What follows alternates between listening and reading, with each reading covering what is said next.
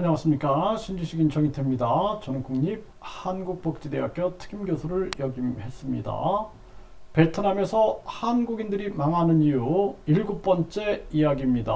여러분들이 순서대로 1, 2, 3, 4, 5, 6, 7 이렇게 보시길 바랍니다. 제가 베트남을 19년을 겪으면서 겪었던 그러한 이야기들을 사실을 바탕으로 해서 여러분들께 말씀을 드리고 있습니다. 네, 오늘의 주제는 이제 배신입니다. 배신. 그래서 뭐 여러분들이 이제 보신 분들은 아시겠지만 제가 이렇게 베트남에서 투자 비자를 가지고 직접 법인을 2개를 이렇게 설립을 해가지고 네, 법인 운영을 했습니다.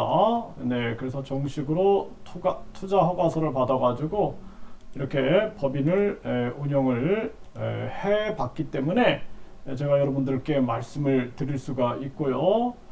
네, 그리고 심지어는 이렇게 베트남 법원에 서서 재판도 해본 경험을 가지고 여러분들께 말씀을 드리겠습니다.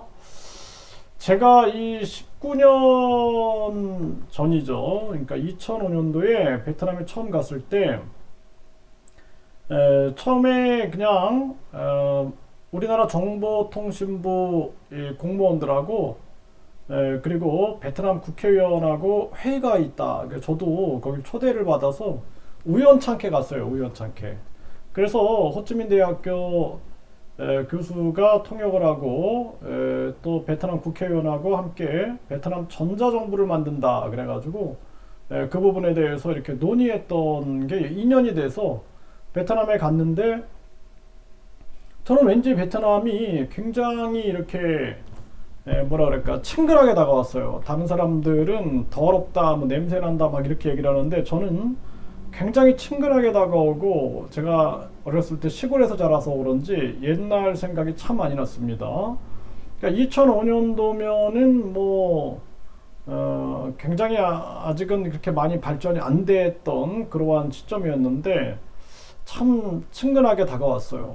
그런데 마침 이제 그 한 분이 베트남 홍방대학교라는 데가 있어요. 호치민에. 거기에 그 대학교에 태권도 진흥원을 좀 만들어 가지고 그 학생들도 좀 태권도도 전파해 주고 베트남 전역에 태권도를 좀 전파하면 어떻겠냐 해서 제가 이제 태권도를 해 왔기 때문에 그 일에 대해서 관심을 가졌어요. 그리고 그때 이제 그 베트남 파병 그 태권도 관장들이 있어요. 파병 베트남 전 때 베트남에 와서 그 태권도를 가르쳤던 교관들, 이 교관들 이 모임이 있고 그런 모임에서도 좋은 일이다 뭐 이런 저런 얘기들도 많이 듣고 그래가지고 결국에는 제가 이제 그래 여기 보람이 있겠다 베트남 전역에 태권도를 전파한다면 좋겠다 해서 이제 그 총장을 만나가지고 그 국제관 4층에 한국 태권도 진흥원을 설립을 하게 됐습니다. 그 4층 정관을. 그래서 이제 그 홍방대학교 학생들 태권도 지도도 하고 한국에서 태권도 총관장 그리고 관장 사범 이렇게 들어오고 행정 직원 우리 한국인 2명 있고 이렇게 하는데 이 한국인들이 음식을 못 먹더라고요. 그리고 이 견디질 못하는 거예요. 다 다른 사람들이. 그래서 저는 이제 왔다 갔다 했는데 근데 한국인들이 이 한국 직원들이 견디지 못하니까 법인에서 이 코리아 레스토랑을 하나 인수해 주셔가지고 거기서 좀 우리가 식사도 하고 그리고 이 한국 식문화를 좀 전파하는 일을 하시면 어떻겠습니까? 또 이렇게 누가 제안을 해가지고 그래서 그 당시에 뭐 뭣도 모르고 그냥 잘 아무것도 모르니까 5만 달러라는 엄청난 돈을 주고 5천만 원이죠. 그래서 그 호찌민 1군에 그 한 코리아 레스토랑을 인수하게 됩니다. 그런데 이제 그게 뭐 한국 같다라고 아무것도 몰랐으니까 한국 같다라고 생각했는데 알고 보니까 뭐 베트남 사람 명의로 운영을 하고 있었고 뭐 관리 자체가 이게 쉽지가 않은 거예요, 사실은. 그래가지고 한국에 이제 저희 법인에 이런 데 관심이 있는 분이 계셔가지고 이분이 와서 이제 관리를 하신 거예요. 네, 그렇게 이제 상황을 만들었는데 그 식당 앞에 보니까 오토바이들이 이렇게 쭉 세워놔야 되니까 그 오토바이를 지키는 청년이 있는 거예요. 10대 후반의 청년이 있는데 아주 너무나 그냥 눈이 송아지 눈처럼 그렇게 맑아요. 그래가지고 이 친구를 제가 아주 태권도 도복도 선물해주고 태권도도 가르쳐줬어요. 이렇게 가르쳐주고 이제 형 동생으로 이렇게 지낸 거예요. 형 동생으로. 그래서 밤에 이제 이 친구는 식당에서 그 식당을 지켜야 되는 거예요. 거기서. 그래서 안 지키면은 막 에어컨도 뜯어가고 뭐 이런 일이 벌어지니까 거기서 자는 거예요. 그 식당에서 자고 그 식당을 지키고 이런 일을 하는 거예요. 이 친구가 오토바이도 지키고. 그러면 이제 제가 이 참 먹을 것도 좀 사다 주고 그리고 태권도장도 데리고 가서 태권도도 가르쳐 주고 이러면서 우정을 쌓았죠. 우정을 쌓고 그 친구 집에도 가보니까 아주 가난해. 집이 너무 가난해 가지고 진짜 오두막 같은 집에서 살고 있는 거예요. 가족들하고. 그래서 집에 방문해 가지고 뭐 이제 한국 인삼이라든지 이런 것들도 이제 선물해 드리고 하는데 어느 날 이제 시간이 좀 이제 흘렀어요. 흐르고 나서 저는 이제 이것을 오래 못했습니다. 처음에. 그래서 한 1년 반 정도 하고 다 접고 한국으로 들어갔어요. 들어갔는데 우리 이제 법인 자체가 철수를 한 거예요. 한국 그 관장이나 이런 사람들이 견디질 못했고 한국으로 들어가 버리고 결국에는 뭐 저도 이제 왔다 갔다 해야 하는 상황이고 이게 뭐 베트남어도 모르고 아무것도 모르니까 사람들이 아무것도 못하는 그런 상황이 발생돼서 1년 반에 이제 철수를 했는데 그러고 나서 이제 그 연락이 온 거죠. 연락이 와가지고 어느 날 그 친구가 그 동생이 결혼을 한다고 이제 연락이 온 거예요. 근데 뭐 말이 잘 안 통했으니까 뭐 연락도 이제 뭐 잘 안 됐어요. 그 당시에는 뭐 이메일 이런 거 했지 뭐 이렇게 뭐 유튜브라든지 뭐 이런 게 잘 안 됐습니다. 그러다 보니까 나중에 이 친구가 이메일을 보낸 거예요. 그래가지고 결혼을 한다. 그래가지고 제가 너무 반가워가지고 날라가가지고 결혼식에 혼주를 제가 썼습니다. 혼주를 서고 신혼여행을 갈 돈이 없으니까 옆 동네로 가는 거예요. 옆 동네, 바로 옆 동네. 그래서 제가 이제 비행기 티켓을 끊어가지고 하롱베이로 여행을 이제 시켜주는 거예요. 결혼 신혼여행으로. 그러니까 이 친구는 이제 중부에 살았어요. 중부, 베트남 중부니까 하롱베이도 못 가본 거예요. 베트남 하롱베이는 저기 북부에 있으니까. 그래서 이제 결혼식을 거기서 이제 제가 셋이 간 거예요. 셋이 가서 저는 이제 사진을 찍어주고 둘은 이제 결혼식을 한 거니까. 그래서 둘이 이제 호텔로 들어가면 저는 이제 밖에 앉아가지고 혼자 맥주도 마시고 이러면서 또 임신을 해가지고 저한테 너무 감사하다. 형님 때문에 이렇게 신혼여행도 오고 아이도 임신했다 해가지고 축하해주고 이제 제가 혼주도 서서 뭐 이렇게 결혼식도 하고 이 정도로 이렇게 아주 진짜 친형제처럼 지냈어요. 그리고 나서 이제 베트남에 제가 이렇게 아까 보여드린 것처럼 법인을 설립한 거예요. 법인을 설립해가지고 뭐 이렇게 법인을 설립해가지고 저도 이제 열심히 베트남어를 공부해가지고 이제 법인을 설립하고 이렇게 이제 있었어요. 하노이 쪽에. 그래서 이제 이 친구가 여기를 온 겁니다. 여기를 놀러 온 거예요. 놀러 와서 부인하고 같이 놀러 온 거예요. 놀러 와가지고 저한테 하는 얘기가 뭐 저도 이제 그런 얘기 했고요. 뭐 나를 좀 옆에서 도와주면 어떻겠냐라는 얘기를 저도 했고 그 친구도 갑자기 이렇게 와서 제가 활동하는 걸 보더니 부인하고 같이 그냥 아예 여기 있겠다 그 얘기를 하더라고요. 그래서 이제 뭐 그 건물에서 이제 방에서 생활하면서 자녀도 다 생활하면서 그냥 아예 그냥 생각을 하고 왔더라고요. 여기 올 생각을. 그리고 이제 거기서 생활을 한 거예요. 생활을 했는데 나중에 이제 저는 이제 학생들을 가르치고 막 이런 일을 하다 보니까 뭐 저는 그때 이제 학생들을 많이 가르쳤어요. 제가 여기 보면은 학생들을 많이 가르치니까 이게 이제 힘들어요. 쉽지가 않습니다. 이제 여기가 저희 법인이 교육 및 외국어 교육센터로 투자 허가서를 받아가지고 설립을 했기 때문에 이게 쉽지가 않아요.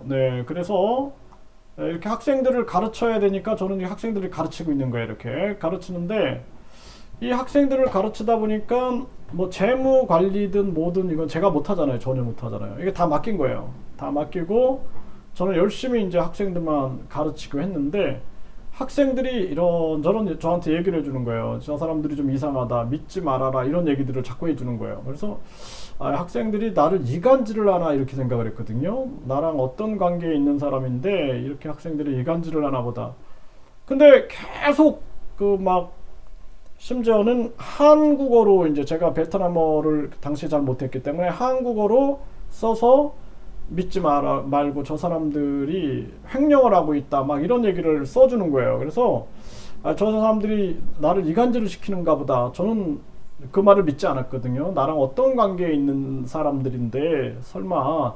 근데 계속 이런 투고가 날라오는 거예요. 그래가지고 안 믿었는데 한국인 직원이 이제 저한테 얘기를 해주는 거예요. 한국인 직원이 저 사람들이 진짜 횡령을 하고 있는 게 맞는 것 같습니다. 한번 조사를 한번 해보시죠. 얘기를 해주는 거예요. 그래가지고 이제 뭐 저는 그런데 관심 별로 없었어요. 관심 없고 내가 여기서 이제 법인도 설립했으니까 앞으로 내가 해야 할 일들, 그래서 여기 이제 뭐 이렇게 고아 아이들도 돕고 또 이렇게 소수민족 학생들한테 이렇게 많은 또 뭐 놀이터 만들어주기, 뭐 이런 지원하는 거, 이게 저는 되게 행복했어요. 그래서 놀이터도 만들어주고 이렇게 에이즈 걸린 부모님 때문에 에이즈 걸린 아이들 돕고 학생들 이렇게 장학금도 주고 직접 제가 책도 출판해가지고, 이게 베트남 서점에 다 있습니다. 이거 제가 쓴 책인데 책도 출판해가지고 베트남에서 출판하는데 엄청 오래 걸려요. 검열이 엄청 심합니다. 이런 일들을 했어요. 그래서 어린이들이 이렇게 놀이터 만들어주고 또 여기 뭐 이제 소수민족들 이불도, 또 저는 이게 너무 행복해가지고 막 장학금도 주고 학생들한테 이런 일들을 쭉 해왔어요. 해오면서 저는 이제 베트남에다가 전문대학을 설립하자. 이게 이제 그러니까 전문대학이라고 해봤자 뭐 우리식으로 큰 대학이 아니에요. 여기는 그냥 직업 전문학교 정도라고 생각하시면 됩니다. 그래서 전문대학교를 설립하자. 그래서 한국과 베트남과의 이 관계를 통해서 내가 뭔가 뜻을 이루어야겠다라는 생각에 정진하고 있었던 거예요. 근데 그 사람이 자꾸 이 사람들이 좀 이상하다라고 하는데 도저히 내가 좀 진짜 한번 조사를 해봐야겠다 생각이 들어가지고 조사를 하기 시작했어요. 한번 조사를 해봤습니다. 그래서 장부를 가져와 봐라. 그리고 이 장부하고 영수증을 가져와 봐라 했는데 갑자기 이제 돌변하기 시작하는 겁니다. 돌변해서 한 번은 제가 수업을 하고 있는데 막 비명 소리가 나서 가보니까 저는 그 부인은 잘 모르잖아요. 그 남자 그 동생이 앉아 있고 그 여자가 발로 그냥 막 패고 있는 거예요. 그래서 그 장면이 너무 저는 이상했거든요. 그리고 옆에는 또 한 여자 직원이 서 있는 거예요. 그래서 저는 이제 제 생각에 이게 무슨 여자 직원을 뭐가 무슨 관계가 생겨가지고 매를 만나보다 이런 생각을 좀 해봤고, 차마 근데 그걸 뭐라고 얘기를 할 수가 없어가지고 그냥 좀 조용히 좀 해달라, 나중에 대화를 하라 이제 그러고 이제 말았는데 이상해지기 시작하는 거예요. 그리고 그 부인의 태도가 점점 이제 아주 저를 대하는 태도가 이제 완전히 달라지고, 그러더니 이제 이 동생이 저한테 이제 우리는 이제 다 가겠다 이제 다시 내려가겠다. 뭐 형이 우리를 의심하는 거냐 막 이런 얘기를 하는 거예요. 그래가지고 제가 그건 아니고 오해는 하지 말아라. 자꾸 솔직히 이런 얘기가 있고 해서 우리가 확인하는 거다 했는데 딱 방에 갔는데 방에 이제 그 짐이 다 없어져 버렸어요. 네, 짐이 없어져 버리고 결국에는 이 사람들이 이제 도주를 한 겁니다. 해외로 도주를 한 거예요. 해외로 도주를 해버렸어요. 그래서 저는 이제 그 당시에 제가 느꼈던 게 뭐였냐면은 그때 어마어마한 나중에 조사해 보니까 금고가 다 비었고 금고통이 완전히 비어 있는 거예요. 비었고 뭐 진짜 심지어는 그 금고를 제가 금고 여는 거를 이런 거를 잘 못해 가지고 근데 나중에 이제 금고를 열어서 확인을 했는데 거기 금이 있더라고요. 그저 뭐라 그럴까요? 거북이 모양으로 된 금. 네. 이런 것들이 좀 있었고 다 없어졌어요.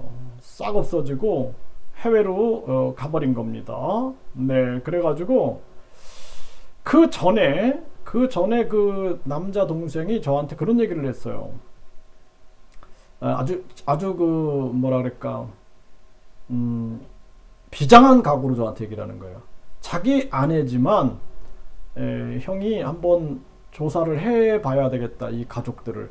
근데 이 가족이 이 부인이 자기 가족들을 한 명 계속 데리고 오는 거예요. 직원이 굉장히 많았는데 이 직원을 한 명 불러와가지고 결국에는 완전히 그 가족들이 다 장악해버린 거예요. 조직을 장악해버리고 나중에는 그런 식으로 한 다음에 그 남편이 이제 제 편에 설라 그러는 거죠. 제 편에 설라 그러니까 뭐 어떤 뭐 남편이 불륜이 있었는지 모르겠어요. 그건 거기서 막 발로 패고 막 이러면서 결국에는 이제 데리고 해외로 나가버리는 사건이 터졌는데 저는 그걸 겪으면서 그리고 나서는 이제 그냥 있는 게 아니라 저를 완전히 추방 그 막 페이스북에다가 제 사진을 올려가지고 저를 추방시켜야 된다 해가지고 이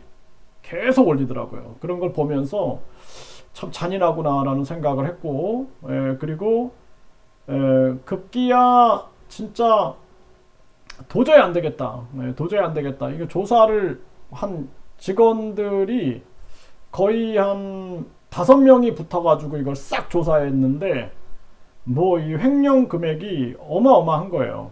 막 억 단위 이상으로 넘어가는 겁니다. 그래가지고 정말 이건 도저히 안 되겠다 해가지고 이제 경찰에다가 고소장을 접수를 했어요. 그래서 이제 그 우리 그 직원 하나가 그 하노이 대학교 법학과를 나와가지고 그래가지고 도움을 줘서 고소장을 접수를 했는데 그런데 이 베트남 경찰들이 해외에 있는 거를 끌고 들어오더라고요. 끌고 들어왔는데 그런데 얘가 이제 변호사들을 데리고 왔어요. 와서 저를 협박을 하더라고요. 협박을. 그래서 뭐 저한테 무슨 뭐가 있다 뭐 꼬투리를 잡아가지고 저를 협박을 하는 거예요. 그러면서 협상을 하자 그러더라고요. 협상을 하고 이거를 고소장을 취하해라 이런 식으로 협박을 하더라고요. 그때 보면서 참 잔인한 사람들이구나. 그리고 나서 이제 제가 그걸 용납을 안 했어요. 용납을 안 하니까 도리어 이제 경찰들이 돌변해가지고 저를 조사를 하는 거예요. 저를.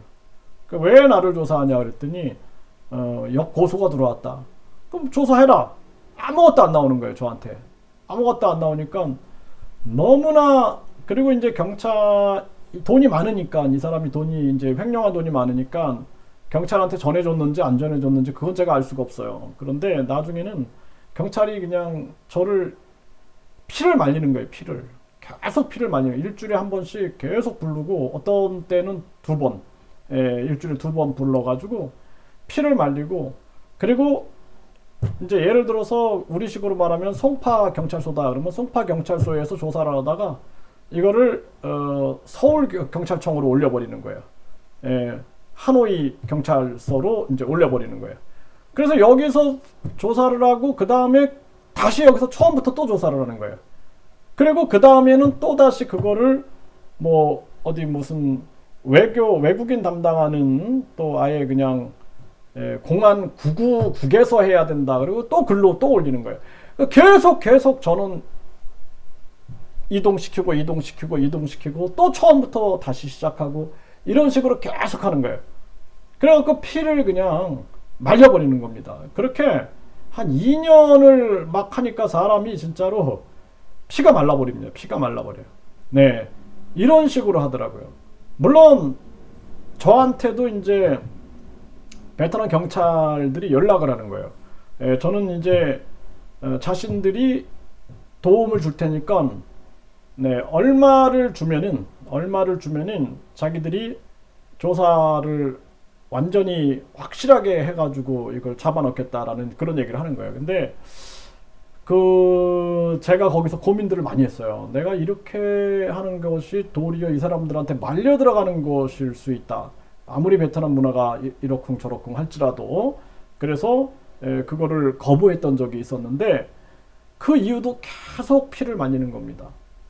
그리고 저도 이제 베트남에 고위직 경찰이라든지 이런 사람들을 많이 알고 있어가지고 참 부끄럽지만 도움을 요청을 해봤는데, 근데 이 사람들도 잘 개입을 안 하려고 그래요. 베트남 각 부분의 권력들이 있기 때문에 그런 부분들. 야, 그래가지고 진짜 그렇게 흐지부지 되더라고요. 흐지부지. 그래서 완전히 증거가 차고 넘치는 거예요. 그래서 여기 보면은 횡령을 한 이런 영수증들, 이런 것들을 다 제출을 했어요. 이런 게 한 수백 장이 되는 거예요. 수백 장. 그리고 돈을 이 사람한테 줬다, 이런 것들을 확인서를 제가 다 받아갖고 경찰한테 다 제출을 했습니다. 이런 것들을 싹 여기 이제 제가 다 확인서를 받고 이런 영수증들을 완전히 빼박 증거들, 계좌로 받아버린 거, 이런 거 빼박 증거들을 다 제출을 했어요. 이런 걸 다 제출을 하고 했는데도 시간 끌기를 계속 하는 거예요. 그러니까 사람 막 피를 말리는 겁니다. 그래서 이때 제가 굉장히 힘들었어요. 네, 다른 게 돈 때문에 힘든 것보다도, 근데 또 이 잔인하게 저를 추방 운동을 한 것도 그렇지만 은행에 있는 돈을 해외에서 빼가려고 한 거예요. 근데 그게 저는 몰랐어요. 베트남에서 이게 가능한지. 베트남은 우리 같으면은 이제 내가 법인 대표이사다 그러면 법인 대표이사만 가서 도장을 찍고 돈을 찾을 수가 있는데, 또는 다른 사람이 가면은 위임장을 써서 가는데, 베트남은 처음부터 이 돈을 찾을 수 있는 사람을 기입을 하고 그거를 도장을 찍어주면 그 사람이 돈을 찾을 수가 있는 거예요. 이렇게 해가지고도 돈을 수천만 원을 빼갔고, 그리고 해외에서 자기들이 해외에 있는데 자기 이름을 등록을 해가지고 이 돈을 빼가려고 다른 사람을 보낸 거예요. 자기 가족을 보냈는데 은행에서 가족은 안 된다 이렇게 한 거죠. 본인들이 와야 된다. 그래가지고 제가 이제 아차 싶어가지고 은행에 달려갔는데 은행에서 딱 얘기를 해주는 거예요. 얼마 전에 어떤 사람이 와서 자기 가족이라고 하면서 돈을 빼가려고 그랬다. 그래서 내가 다 중지 다 시켜버리고 막아버리고, 그리고 이제 확인해보고 막 했더니 은행 여러 개가 있는데 이제 그 중에서 어느 은행에서는 돈이 좀 많이 빠져나갔고 그랬어요. 그런 걸 겪으면서 물론 한국도 그랬어요. 한국도 돈 앞에서 사람들이 얼마나 돌변합니까? 한국 은행에서도 횡령 사건 많이 일어나요. 공무원들도 횡령하고 국회의원들도 돈 사고 치잖아요. 베트남에서는 얼마나 많은 이런 일이 벌어지겠습니까? 그래서 저는 다른 걸 떠나도 그 인간과 인간 간의 소중한 그 신뢰와 정, 그거 바꿀 수 없는 건데, 그래서 한 거의 13년 정도, 12년, 13년 정도를 함께한 그 정을 하루아침에 다 내던져버려. 그런 상황을 겪었어요. 아마 그 사람들은 평생 후회할 겁니다. 제가 부모님 돌아가셨을 때도 그 장례비도 이렇게 대주고, 그리고 결혼할 때도 혼인 비용이나 혼주 서고 내가 이렇게 신혼여행도 같이 가서 하고 아주 진짜 가족처럼 지내고, 오죽하면 이 사람들이 저한테 내가 죽으면은 베트남에다가 내 묘지를 만들겠다, 그리고 자기는 그 묘지를 지키겠다, 이런 얘기도 하더라고요. 그 정도로 참 좋은 사람들이었어요. 모르겠습니다. 저 부인은 모르겠어요. 부인은 제가 모르니까, 그 동생은 참 좋은 동생이었는데 부인 때문에 변질한 건지 어쩐지 뭐 그럴 확률이 높죠. 근데 결국에는 횡령의 중심에 그 동생은 없었어요. 동생은 없었어요. 그리고 그 동생이 저한테 얘기했다 그랬잖아요. 그 동생이, 형님 한번 그 제 부인이지만 부인들 가족들하고 싹 조사를 한번 해보십시오 라는 얘기를 했다 그랬잖아요. 그런데 결국에는 이제 자녀도 있고 하니까 부인을 선택한 거겠죠. 근데 그 전에 그 남편이, 그 동생이 저한테 그런 얘기를 했어요. 만약에 자기 부인이 간다 그러면 저는 형을 선택하겠습니다. 저는 형 곁에 있겠습니다. 이런 얘기를 했거든요. 근데 같이 도주해 해버렸어요.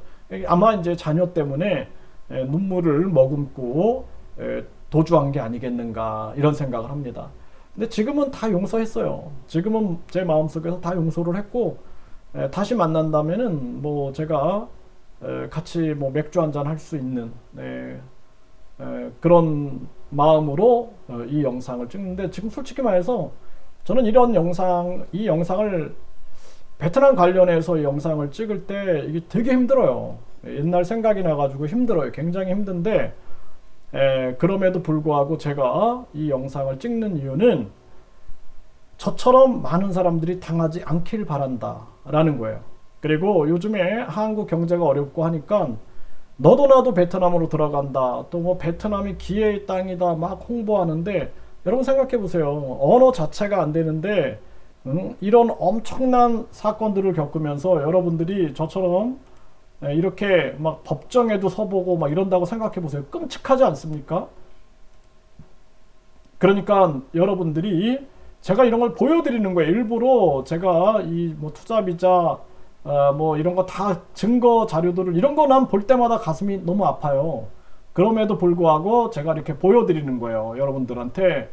유튜브 보면은 그냥 사람들이 막 바람잡이 하는 것 같아 가지고 제가 이런 거를 올려드리는 거예요. 제가 그동안 겪었던 아주 황당한 이러한 사건들에 대해서 여러분들한테 계속 설명을 드리면서, 뭐 베트남 이주를 준비하시는 분들은 철저하게 이 제 강의를 듣고 결단을 하셨으면 좋겠다는 생각이 들고, 또 국제 결혼을 한다 뭐 한다 할 얘기가 굉장히 많습니다. 제가 하나하나 베트남에서 한국인들이 망하는 이유에 대해서 제가 이렇게 다뤄드리겠습니다. 7번째 이야기인데 순서대로 쭉 보세요. 그럼 여러분들한테 도움이 될 겁니다. 그리고 여러분들이 궁금한 점이 있으시면은 댓글을 달아주시면은 제가 계속 영상을 올려드리도록 하겠습니다. 부디 여러분들이 뭐 어쩔 수 없이 베트남으로 가신 분들은 성공하시길 바라고, 그리고 지금 고민하시는 분들은 신중하게 생각을 하셔라, 이렇게 말씀을 드립니다.